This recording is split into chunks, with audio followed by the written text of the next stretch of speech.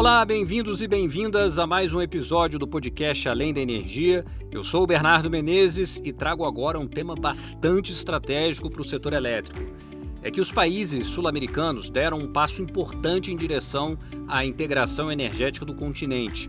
Um projeto antigo que ainda não deslanchou e que pode trazer maior desenvolvimento para a região. Representantes dos governos locais assinaram uma declaração conjunta em Quito, capital do Equador, em que definem prioridades e objetivos para finalmente implementarem a interconexão das respectivas redes elétricas. Uma vez implementada, a integração poderá trazer maior segurança energética, preços mais competitivos e impactar diferentes cadeias do setor de energia. Para o Brasil, esta também seria uma oportunidade de reequilibrar o mercado interno, com um melhor aproveitamento da sobreoferta de geração por meio da exportação de energia, sem falar na possibilidade de o país se firmar como líder da descarbonização no continente, com um variado portfólio de renováveis que já possui. Continue aqui com a gente porque você vai ouvir os detalhes dessa análise agora no Além da Energia. Vamos receber os nossos convidados. Aqui comigo está o Thiago Prado, presidente da empresa de pesquisa energética EPE. Tudo bem, Thiago? Bem-vindo. Obrigado, Bernardo, pelo convite. É uma honra estar aqui com vocês, compartilhando um pouco dessa discussão super importante para o Brasil, né, que tem aí dimensões continentais e um potencial gigantesco de contribuir na integração energética aqui na América Latina. Obrigado pela presença. Quem também nos acompanha nessa edição é o Edson Silva, diretor-presidente da Jirau Energia. Olá, Edson, bom contar contigo aqui novamente. Obrigado, Bernardo, por poder participar desse podcast, sempre interessante, principalmente discutir um tema tão relevante como esse, que é a integração energética aqui na América Latina, né? Mais uma vez, senhores, obrigado pela participação. E, Thiago, começando aqui a nossa conversa, os governos sul-americanos assinaram uma declaração de objetivos e prioridades para a integração energética. Esse projeto tem chance de avançar? Sim, para mim tem chance de avançar. O que eu acho que é primeiramente importante conceituar, né? É que existem diferentes conjuntos de países na América do Sul tentando se organizar aí ao longo do tempo e em diferentes estágios de desenvolvimento. Rapidamente eu cito o Mercosul, que tem o GT9 de energia, que ficou 12 anos sem se reunir e desde 2020 reiniciou seus trabalhos e tem buscado retomar essa agenda de integração nos países no âmbito do Mercosul. Nós temos também o bloco do Ciasur, que também é um bloco que trata sobre integração eletroenergética. E, mais recentemente, né, com a declaração de objetivos e prioridades para a integração energética, né, assinado pelo governo brasileiro, pelo nosso presidente Lula, a Unasur. Então, a minha opinião é de que, independente de qual seja, né, a opção política de agrupamento, desde que as medidas sejam efetivamente tomadas e avancem na direção da integração, será muito salutar. E o Unasur não é um novo agrupamento, é a reativação de um agrupamento existente. Então, acredito que isso vai acelerar e potencializar aí os próximos passos no futuro. E aí, o Unasur traz pontos importantes para o debate. Trata sobre saúde alimentar, segurança, saúde, né, meio ambiente, recursos hídricos, que é um debate muito importante, né? Temos aí recursos hídricos compartilhados entre os países, infraestrutura e logística, que também é um tema importante e tem uma interface com o uso dos recursos hídricos. Temos muita questão de energias limpas e a integração elétrica tem tudo a ver com transição energética, né? Ela que permite a gente transacionar energias renováveis, não controláveis, né, entre os mercados. Transformação digital, que também faz parte dessa agenda, e segurança cibernética, que também é um ponto importante, muito caro também ao setor elétrico. Então, esse diagnóstico, né, dessa declaração de objetivos já traz, né, na sua matriz pontos importantes sobre a integração elétrica. Edson, como a gente comentou no início do podcast, a integração do continente traria muitos benefícios para toda a economia regional. No caso do Brasil, o intercâmbio energético poderia ajudar a equilibrar o mercado em momentos de sobreoferta ou escassez de energia? todo projeto de integração energética, ele traz benefícios para todos, né? Porque ele permite o uso eficiente dos recursos energéticos, de tal modo que a cada instante de tempo você utilize os recursos, né, de maneira a minimizar o custo global. Essa é a ideia da integração energética. E, além disso, também propiciar a segurança do suprimento. Nesse sentido, eu acho que é importante pegar como exemplo, né, o que aconteceu e vem acontecendo ainda, de certo modo, na Europa, com a guerra entre Ucrânia e Rússia, né, que como colapsou o suprimento de gás para a Europa, vindo da Rússia, mas graças a uma malha totalmente integrada de gás, né, se permitiu, inclusive, inverter o fluxo do gás, né, e manter todo o suprimento energético na região.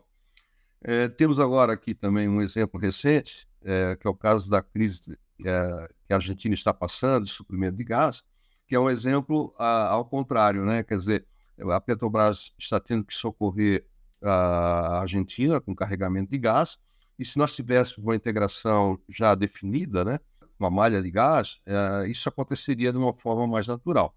Falando um pouco sobre o aspecto elétrico, né, temos inúmeros casos, né, em que o Brasil socorreu outros países, e também o Uruguai, a Argentina já socorreram o Brasil, o que demonstra a força dessa integração energética. Também, até conforme o Tiago mencionou, acho que um papel muito relevante dessa integração energética aqui na América está conectado com a ideia da transição energética, porque, por exemplo, o Brasil tem uma matriz extremamente limpa, né, e que é incomparável, né, com a de outros países aqui na região, que depende mais do petróleo, né? Então, se a gente tivesse essa integração eletroenergética, né, de uma maneira mais robusta, isso facilitaria todo esse processo de transição energética. E também, mais um exemplo, né, que isso é um ganha-ganha, né, nesse exato momento aqui no Brasil a gente tem uma sobreoferta de energia que é estrutural e energia limpa, tá? E que muitas vezes causa até vertimentos nas nossas usinas hidrelétricas. Então, todo esse potencial energético poderia ser melhor aproveitado caso tivéssemos uma integração energética mais bem definida, né? Então, acho que nós temos a convicção de que se esse projeto de integração, essa intenção dos governos, né, de ir adiante com isso, isso vai permitir benefícios para todos, né? Então, é muito positivo que esse projeto siga adiante.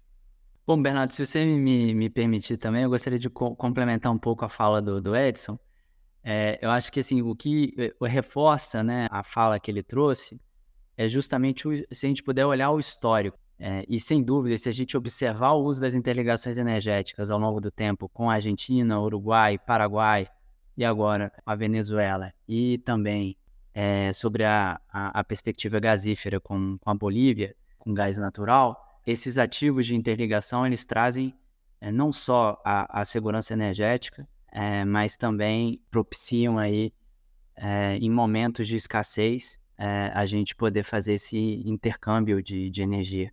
Então, eu acho que basta a gente olhar um pouco para o passado para dizer que, para concluir que foram boas decisões ao fim do dia, em que pese qualquer que seja a diferença eventualmente política ou econômica, os países eles acabam se apoiando num bem tão essencial como é a energia. E, Tiago, agora olhando mais para o lado da governança, o que esse novo modelo integrado, uma vez implementado, claro, exigiria dos governos e do setor elétrico como um todo? Eu acho que a governança é fundamental. Então, questões associadas com impostos, taxas e tarifas precisam ser enfrentadas, né? Então, se tivermos aí uma possibilidade de usar o Brasil, que tem uma extensão territorial muito grande, como um país de trânsito, né?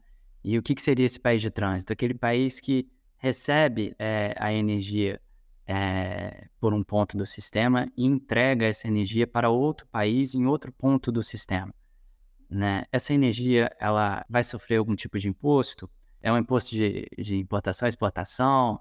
Enfim, como que esse preço, ao final do dia, vai se comportar com a entrada e a saída dessa commodity, né? Vamos dizer assim. E para isso, a regulação também precisa avançar e abrir, né, a perspectiva para que esse seja um investimento seguro, né? Que essa flexibilidade possa acontecer.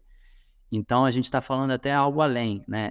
Do intercâmbio bilateral E quando a gente começa a pensar numa coisa mais multilateral, né, novos arranjos de negócios e de regulação ilegais precisam ser pensados e ajustados para que haja segurança para esses investimentos acontecerem em qualquer um desses pontos.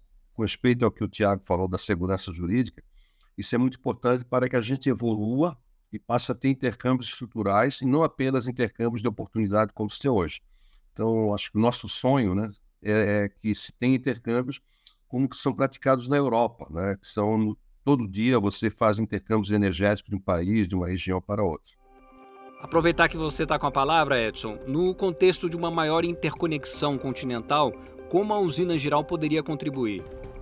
Bom, o Giral é uma usina que ela tem 50 unidades geradoras, totalizando 3.750 megawatts de potência instalada. É a quarta maior hidrelétrica do Brasil. E, por incrível que pareça, ela não está utilizando hoje toda a sua potencialidade energética, tá? Então, nós temos um projeto que nós chamamos de Cota 90, que ele vai permitir extrair mais energia da usina de Giral, tá? Poderia acrescentar algo em torno de 300, 320 megawatts médios anuais de produção na usina. Para uma melhor compreensão do que eu estou falando, hoje Giral excursiona o nível de água dela de entre 82,5 metros a 90. Então, o que nós estamos propondo é erguer essa cota de operação para que ela fique a maior parte do tempo perto dos 90 metros. Com isso, nós conseguimos ter uma maior eficiência no processo produtivo da usina e extrair mais essa energia. Entretanto, para que esse projeto vá adiante, ele depende da autorização da Bolívia e, claro, da negociação entre os dois governos, até para que se tenha uma repartição desse benefício energético. Estamos acompanhando esse processo. No momento, existem negociações entre os dois países e a gente tem a expectativa de que isso venha a ser colocado em prática o mais rapidamente possível. E quais são os benefícios desse projeto? Como eu falei, tem mais energia. Parte da energia poderia ser alocada à Bolívia. E aqui é importante mencionar, hoje, o suprimento de energia elétrica em algumas regiões, mais ao norte da Bolívia, região amazônica, é suprido basicamente por óleo, usinas ineficientes que queimam óleo. Para ter uma ideia, essas usinas chegam a usar 60 milhões de litros de óleo por ano. E é toda uma infraestrutura para fazer essa operação extremamente complexa, tá? Então, a gente tem uma situação assim inusitada. Giral entrega energia em São Paulo com 3.500 quilômetros de distância e não entrega energia que fica a menos de 400 quilômetros de distância da usina, tá? Uma energia limpa, uma energia que é sustentável.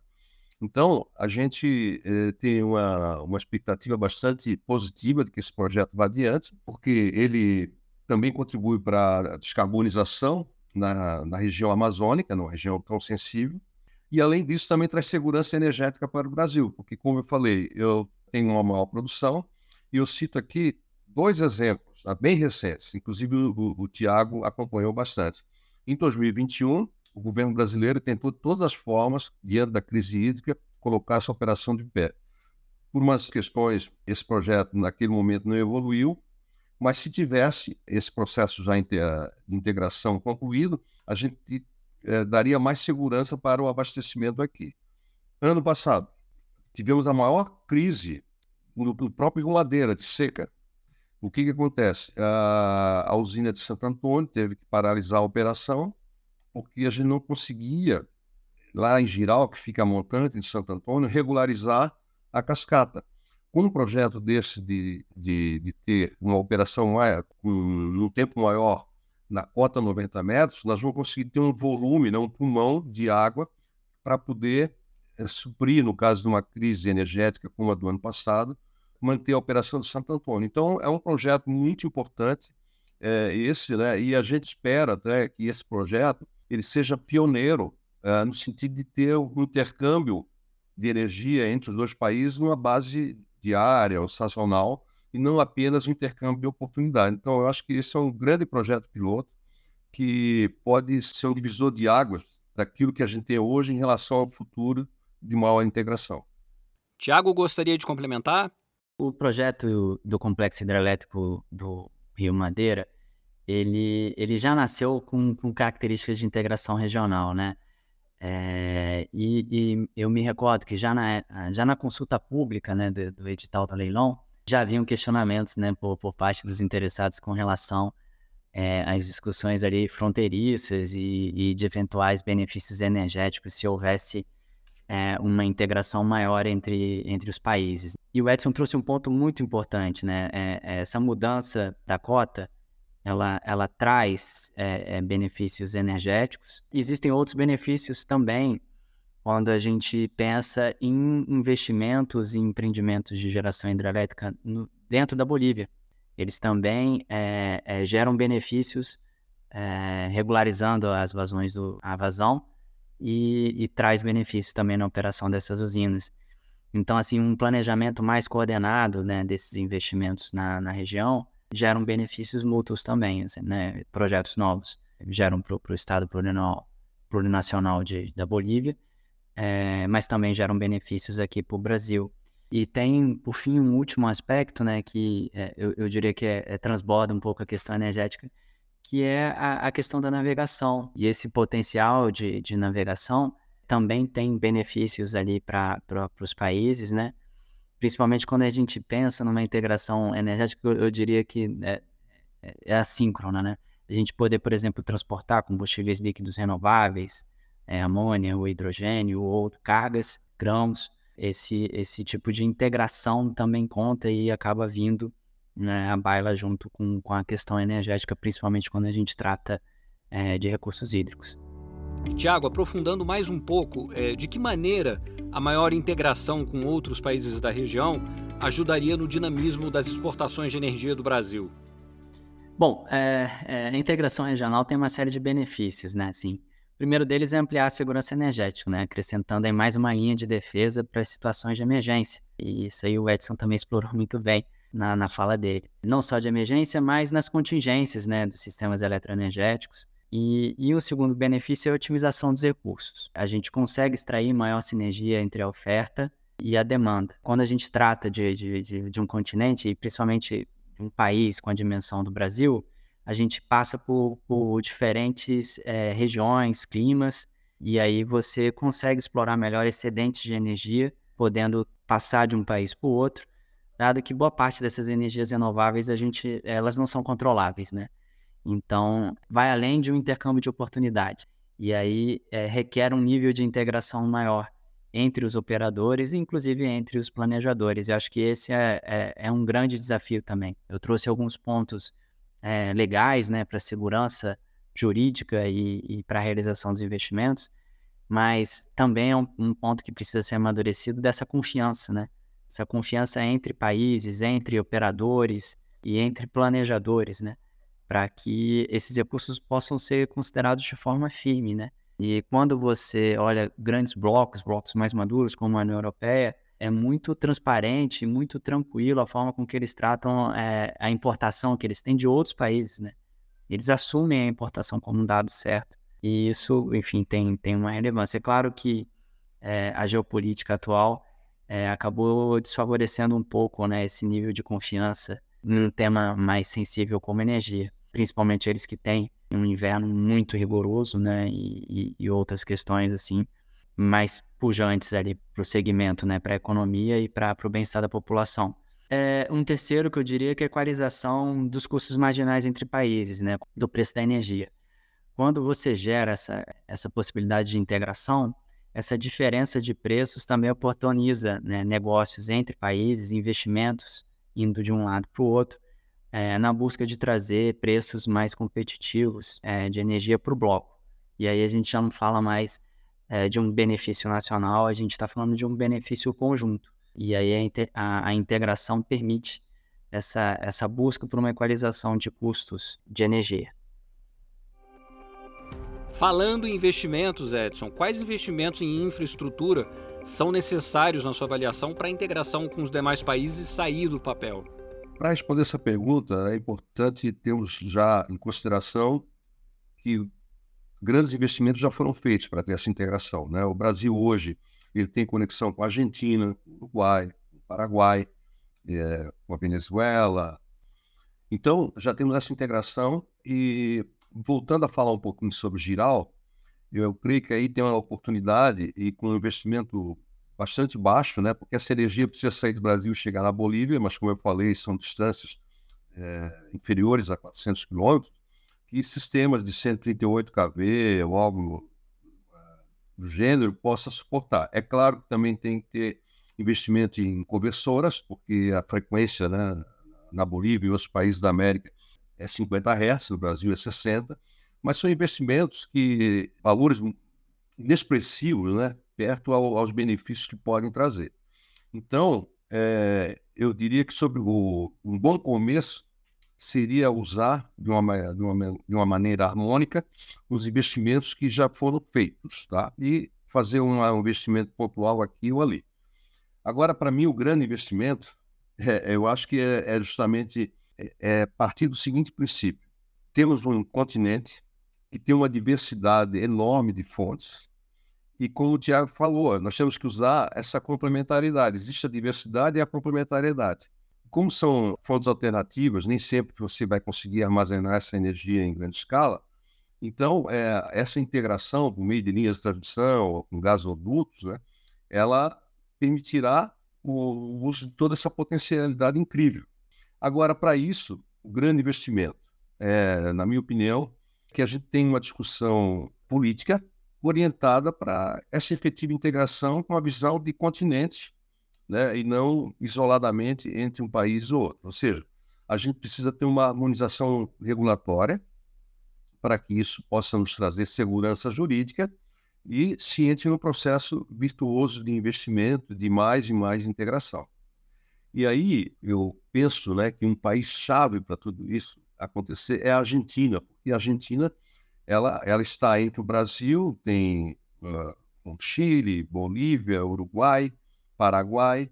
Então, a gente pode pensar numa integração energética não apenas só elétrica, só com gás, mas de fato uma integração energética, tá? Em que você pode entregar, por exemplo, eletricidade, economizar gás no outro país, manda gás para o outro. Então, a Argentina está nesse centro. A condição geográfica dela é única, é um país bastante extenso, né? No sentido norte-sul também. Então, eu diria que o grande investimento, né, é essa discussão entre os países para que possam materializar uma harmonização regulatória e se tenha investimentos de longo prazo. Eu acho que o Edson trouxe um ponto muito importante. Assim, se a gente tivesse que fazer uma listinha, né?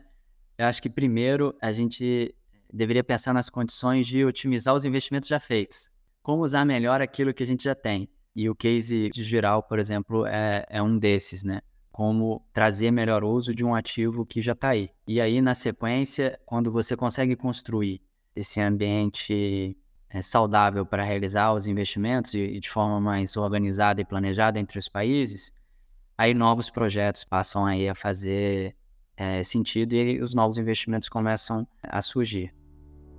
A gente está chegando ao final do episódio. Edson, gostaria de deixar uma palavra final?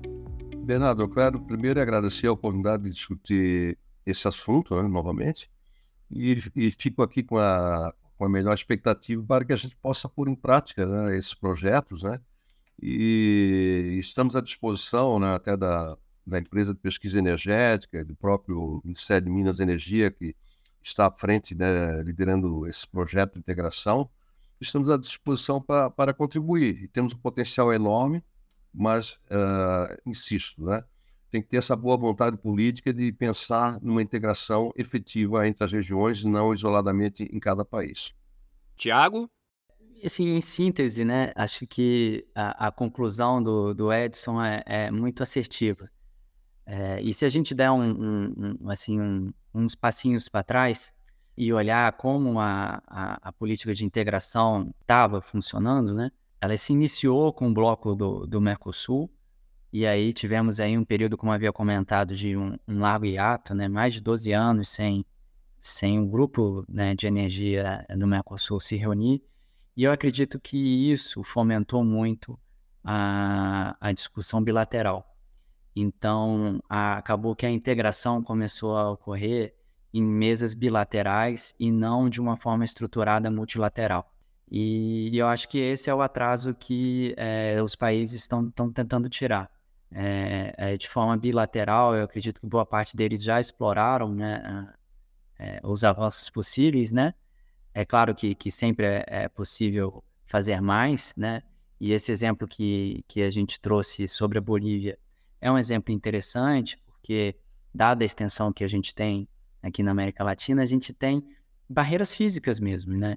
Então, um pouco do que ele trouxe sobre os sistemas isolados, do consumo do diesel dentro do território boliviano e a possibilidade de usar a energia do sistema interligado, é um pouco disso, né? As barreiras físicas estão aí, temos muitas cordilheiras aqui. Então, isso requer investimentos pesados, né, para levar esse atendimento, mas que podem fazer mais sentido trazendo uma rede que já existe em outro território. Este foi mais um episódio do Além da Energia. Eu agradeço muito ao Thiago e ao Edson. Voltem sempre ao nosso podcast. Bernardo, muito obrigado aí pela oportunidade e estou à disposição para novos capítulos. Abraço. Bernardo, obrigado pelo convite e fica um abraço e EPE à disposição para debater novos capítulos. No site da ENGIE você encontra mais notícias sobre o setor de energia, cidades inteligentes e transição energética. Para quem já nos acompanha, não esqueça de curtir e seguir o canal da ENGIE no YouTube. Acompanhe também o podcast nas principais plataformas de áudio. Até mais!